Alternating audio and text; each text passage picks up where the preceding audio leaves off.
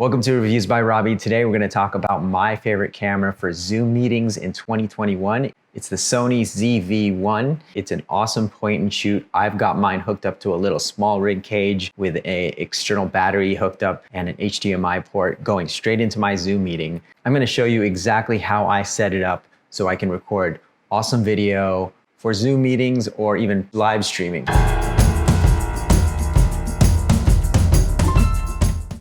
Okay, so the main reason why I picked the Sony ZV-1 compared to my Canons, because I have a Canon M6, I'm also recording on the Canon EOS R, is that Canons have this time limit. They auto shut off 30 minutes into the conference. Well, that's great if your meetings are under 30 minutes. I have to direct content sometimes for 2 to 3 hours remote. So I use this in my profession to direct via Zoom. I'm using the Sony ZV-1 to do a live stream. We're gonna see how great. B-cam will switch and then she does all the photos actually. So all your photography stuff, she's gonna be doing. The opposite of this, where the highlights and the dark lift up, like you can see the detail in this cabinet, where when we go to 0, you don't even see the cabinet. All you need to do is open up an Anchor account, Anchor FM, and it literally links to Apple Podcasts and Spotify. I use this camera. It doesn't go to sleep. You put a little battery in there.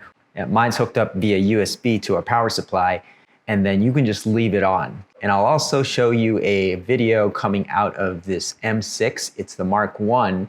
And there's another reason why I don't like this. It's because it doesn't have a clean HDMI port, meaning all the information is baked in unless I go to manual focus, which then I'm doing manual focus on a Zoom recording. I can't move around. It's super annoying. With the ZV-1, I have autofocus. The screen doesn't fall asleep and I don't have to think about it so much. Let's go and check out how I actually set it up. All right, so right now I have mine in a cage, but you don't have to do that.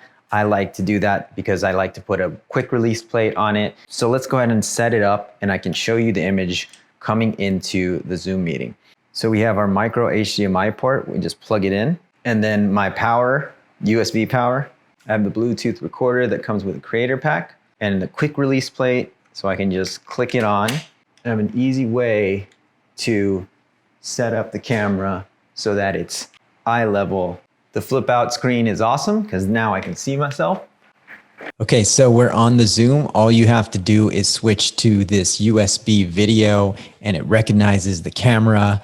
I know that Sony has its own software that allows you not to have to use a capture card, but we're using a capture card today. There is a little bit of a delay because of the mic. So you'll have to figure out sort of maybe to use earbuds or whatever audio that's going to produce the less amount of latency from the camera to the Zoom. So I think most Zooms in general are just kind of out of sync anyway.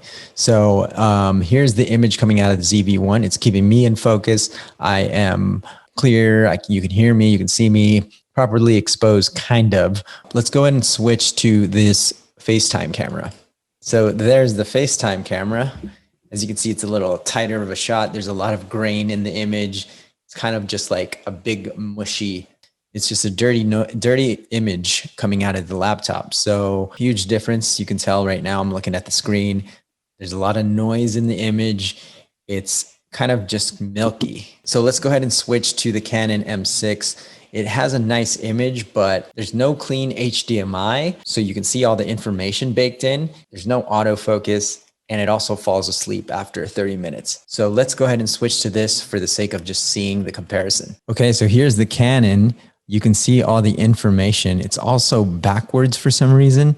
That's what I mean about not having a clean HDMI. I know the M50 has it, but my M6 doesn't have it. It also falls asleep and there's no autofocus. So no go on the Canon. So that's it. So that's the main reason I think that this is the best camera for Zoom meetings if you are actually using Zoom as a profession and you're making money off of it or it's required for your job. It's reliable. It just does its job. To me, that's one of the most important things of picking camera gear is if it just works, and the less you tinker, the more you can create. If you like this video, hit like, subscribe. I'll talk to you guys in the next one.